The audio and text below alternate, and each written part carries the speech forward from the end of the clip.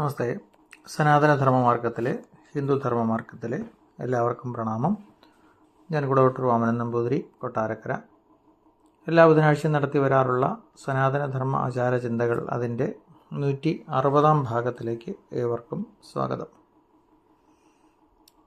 ഐതരേയോപനിഷത്താണ് നമ്മൾ ചർച്ച ചെയ്തുകൊണ്ടിരിക്കുന്നത്. ഐതരേയോപനിഷത്ത് 2-ാം അധ്യായം 3-ാം മന്ത്രമാണ് നമ്മൾ കഴിഞ്ഞ ദിവസം നിർത്തിയത്. ഇവിടെ ജീവൻ്റെ വിവിധ അവസ്ഥകൾ, ജന്മങ്ങളെക്കുറിച്ച്, അച്ഛൻ്റെ ശുക്ലത്തിൽ അല്ലെങ്കിൽ ബീജത്തിൽ ഗർഭാവസ്ഥയിലായിരിക്കുന്നതിനെക്കുറിച്ചും ആ ബീജം അമ്മയുടെ ഗർഭപാത്രത്തിലേക്ക് പ്രവേശിക്കുന്ന അതിൻ്റെ ജന്മത്തെക്കുറിച്ചും, അച്ഛൻ തന്നെയാണ് പുത്രനായി, അതായത് ഭർത്താവ് തന്നെയാണ് ഭാര്യയിൽ പ്രവേശിച്ച് പുത്രനായി അല്ലെങ്കിൽ കുട്ടിയായി തീരുന്നത് എന്നുമൊക്കെ നമ്മൾ കഴിഞ്ഞ ദിവസം പറയുകയുണ്ടായി. മറ്റൊന്ന്, സൃഷ്ടിയുമായി ബന്ധപ്പെട്ട് അല്ലെങ്കിൽ ഈ ലോകം തുടർന്ന് നിലനിൽക്കാൻ വേണ്ടി ആണ് പുത്രോൽപാദനം എന്ന് പറഞ്ഞു.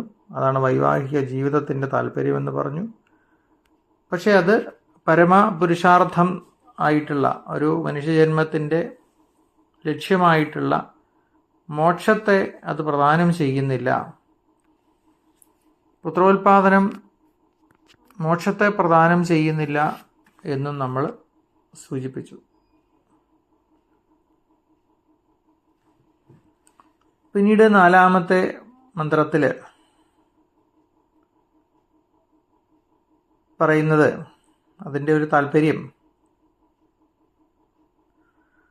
വൃദ്ധനായ പിതാവ് ശാസ്ത്രവിഹിതങ്ങളായ കർമ്മങ്ങൾ യഥാവിധി അനുഷ്ഠിക്കുന്നതിന് തനിക്ക് ശക്തിയില്ലാത്തതിനാൽ ആ കർമ്മങ്ങൾ അനുഷ്ഠിക്കുന്നതിന് പുത്രനെ ചുമതലപ്പെടുത്തുന്നു.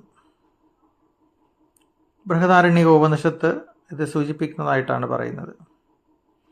അതായത് പുത്രൻ പിതാവിൻ്റെ പ്രതിനിധി എന്ന നിലയിൽ ആ കർമ്മങ്ങൾ അനുഷ്ഠിക്കുന്നു.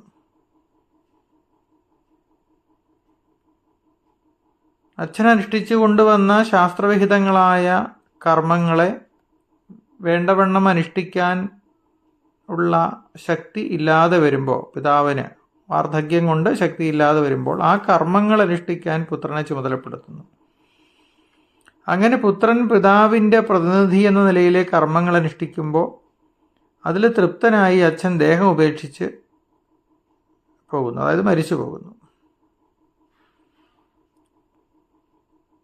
ഒരാൾ ജനിക്കുമ്പോൾ 3 വിധത്തിലുള്ള കടങ്ങളോടുകൂടിയാണ് ജനിക്കുന്നത് എന്ന് പറയുന്നു. ദേവന്മാരോടും ഋഷിവര്യന്മാരോടും പിതൃക്കളോടുമുള്ള കടങ്ങൾ. അപ്പോൾ ഈ 3 തരത്തിലുള്ള കടം വീട്ടലും ഓരോ ജന്മത്തിൻ്റെയും ഉദ്ദേശ്യമാണ് എന്ന് താല്പര്യം. എങ്ങനെയാണ് ഈ കടങ്ങൾ വീട്ടാൻ സാധിക്കുന്നത്? അതായത് യാഗാദി കർമ്മങ്ങൾ ചെയ്യുന്നത് കൊണ്ട് ദേവന്മാരോടുള്ള കടം വീട്ടാൻ സാധിക്കും. കാരണം യാഗാദികൾ കൊണ്ട് ദേവന്മാരെ പ്രസാദിപ്പിക്കുമ്പോൾ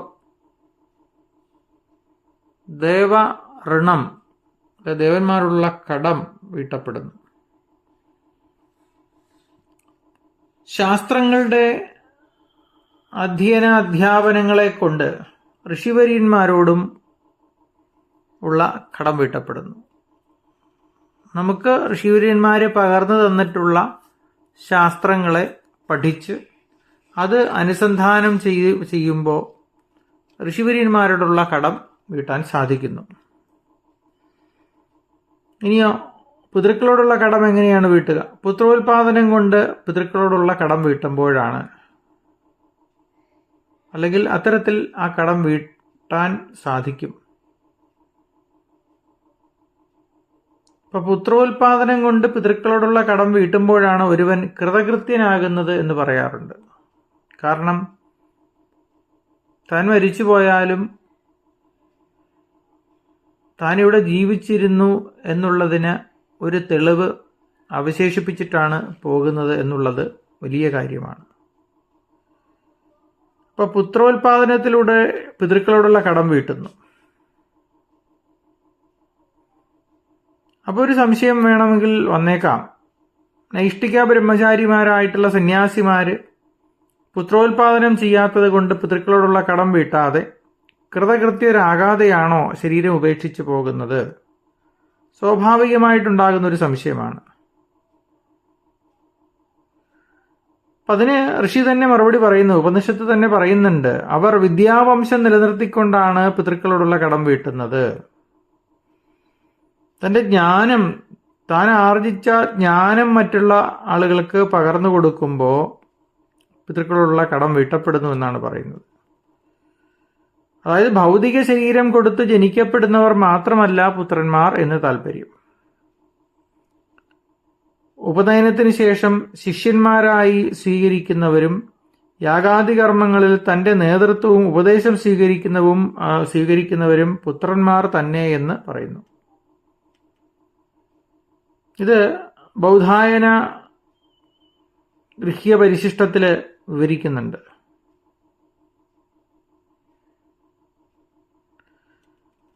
അങ്ങനെ സമാധിയായി വാർദ്ധക്യം പ്രാപിച്ച് മരിച്ചു പോകുമ്പോൾ തന്നെ അവൻ കർമാനുസൃതമായ മറ്റൊരു ദേഹത്തെ,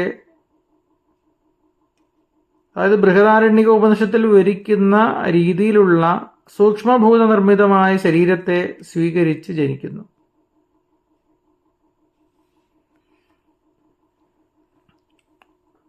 അപ്പോൾ ബ്രഹ്മചര്യാദി ആശ്രമങ്ങളിൽ മാത്രം വസിക്കുന്ന സന്യാസിമാരുടെ അവരുടെ കടം, അല്ലെങ്കിൽ അവർ എങ്ങനെയാണ് പിതൃക്കളോടുള്ള കടം വീട്ടുന്നത് എന്ന ചോദ്യത്തിനുള്ള മറുപടിയാണ് നേരത്തെ സൂചിപ്പിച്ചത്.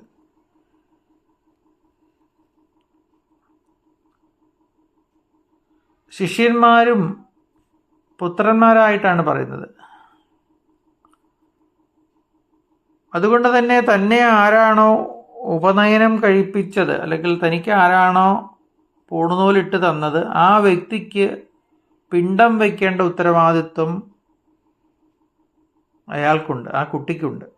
തനിക്ക് പൂണൂലിട്ട് തന്ന വ്യക്തി മരിച്ചു കഴിയുമ്പോൾ അയാൾക്ക് പിണ്ടം വയ്ക്കുന്ന ഒരു സമ്പ്രദായം, അത്തരമൊരു അവകാശം നിലനിർത്തുന്ന രീതി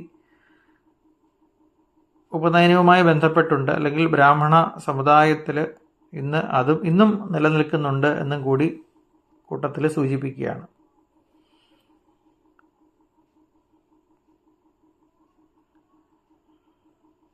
ഇവിടെ അച്ഛൻ്റെ ദേഹത്തിൽ നിന്ന് രേതസ് രൂപത്തിൽ ഒന്നാമത്തെ ജന്മവും അമ്മയുടെ ദേഹത്തിൽ നിന്ന് ശിശുരൂപത്തിൽ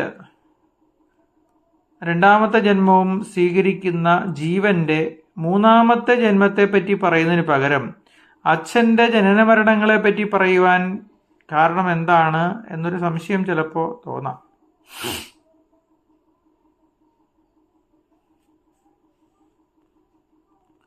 അച്ഛനും മകനും ഒരേ ആത്മാവാണെന്ന തത്വം മനസ്സിൽ വെച്ചുകൊണ്ടാണ് ഇങ്ങനെ പറഞ്ഞിട്ടുള്ളത്.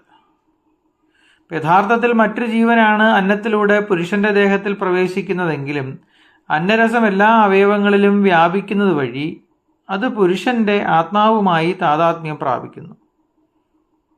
അതുകൊണ്ടാണ് അച്ഛൻ്റെ ആത്മാവ് തന്നെയാണ് പുത്രനായി ജനിക്കുന്നത് എന്ന് പറയുന്നത്. അച്ഛൻ ചെയ്യേണ്ട കർമ്മങ്ങൾ അനുഷ്ഠിക്കുവാൻ മകൻ അധികാരിയായി തീരാനും കാരണം അതാണ്. അപ്പം അതുകൊണ്ട് അച്ഛൻ്റെ ജനനം മകൻ്റെ മൂന്നാമത്തെ ജന്മമായി പറയുന്നതിൽ തെറ്റില്ല.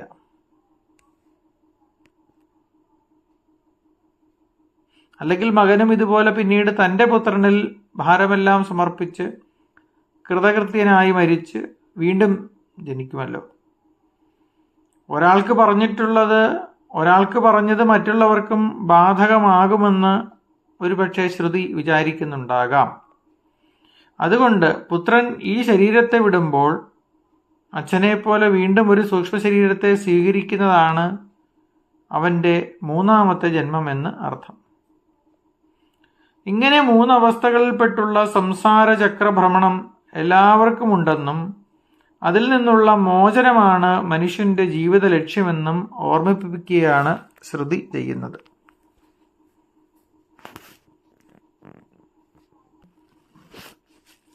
ഇനി 5-ാം മന്ത്രത്തില്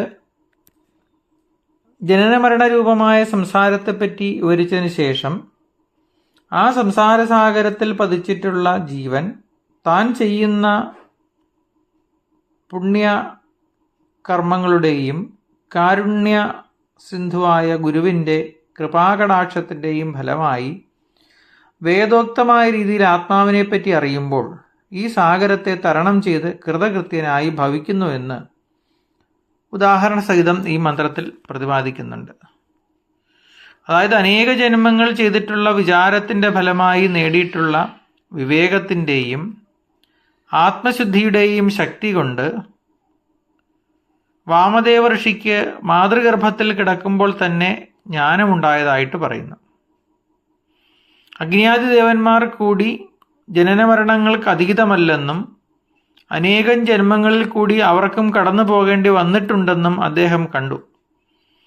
കരണങ്ങളുടെയും അവയുടെ അധിഷ്ഠാന ദേവതകളുടെയും സംഘാതമായി ലിംഗശരീരത്തിന് മാത്രമേ ജനനമരണ രൂപമായ സംസാരമുള്ളൂ എന്നും അസംഗനായ ആത്മാവിന് അതുമായി ബന്ധമില്ലെന്നും അദ്ദേഹം കണ്ടറിഞ്ഞു.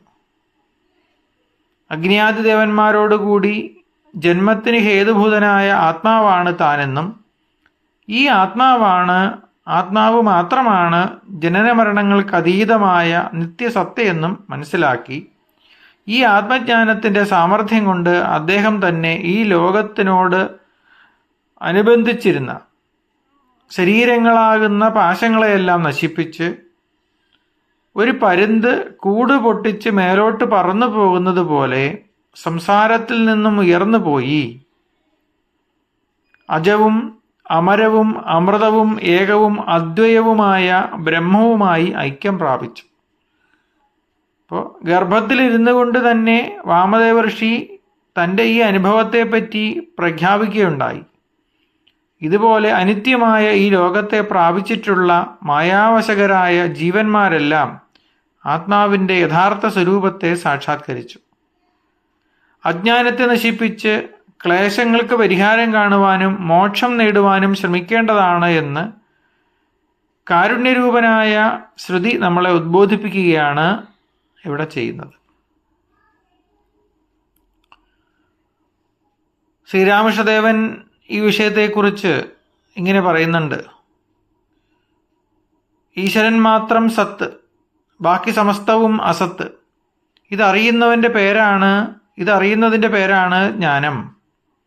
സത്തിൻ്റെ പേരാണ് ബ്രഹ്മം. സത്സ്വരൂപമായ ആ ബ്രഹ്മം നിത്യമാകുന്നു. ത്രികാലങ്ങളിലും ഉണ്ട്, ആഭ്യന്തരഹിതമാണത്. അതിനെ വാക്കുകൾ കൊണ്ട് വർണ്ണിക്കാനാവില്ല. അങ്ങേയറ്റം പറയാവുന്നത് അത് ചൈതന്യസ്വരൂപമാണ്, ആനന്ദസ്വരൂപമാണ് എന്നതാകുന്നു. ജഗത്ത് അനിത്യം, ബ്രഹ്മം മാത്രം നിത്യം. ജഗത്ത് ഇന്ദ്രജാലം പോലെയാണ്. ഇന്ദ്രജാലക്കാരൻ മാത്രമേ സത്യമായുള്ളൂ. അയാളുടെ ഇന്ദ്രജാലം അസത്യമാകുന്നു.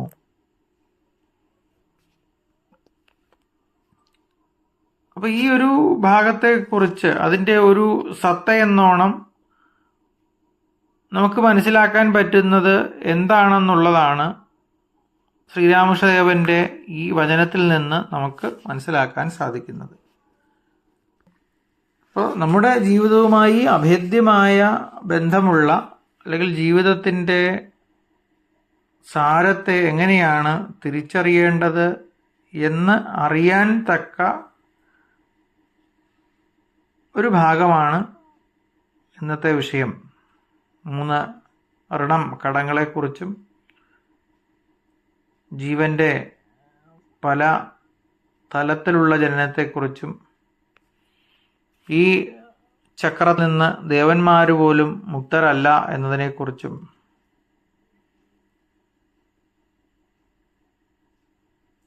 ഉയരങ്ങളിലേക്ക് പോകുന്നതിന് വേണ്ട അജാവസ്ഥയിലേക്ക്, അമരാവസ്ഥയിലേക്ക്, അമൃതാവസ്ഥയിലേക്ക്, ബ്രഹ്മാവസ്ഥയിലേക്ക് പോകുന്നതിന് വേണ്ട കാര്യങ്ങളുമൊക്കെ ഇവിടെ ഇതുമായി ബന്ധപ്പെട്ട് സൂചിപ്പിക്കുന്നുണ്ട് എന്നുള്ളത് വളരെ പ്രാധാന്യമർഹിക്കുന്ന ഒന്നാണ്. അപ്പോൾ ഇത്രയും സൂചിപ്പിച്ചുകൊണ്ട് ഇന്നത്തെ പ്രഭാഷണം അവസാനിപ്പിക്കുകയാണ്. എൻ്റെ ഫോൺ നമ്പർ 94 47 30 62 73. നമസ്തേ.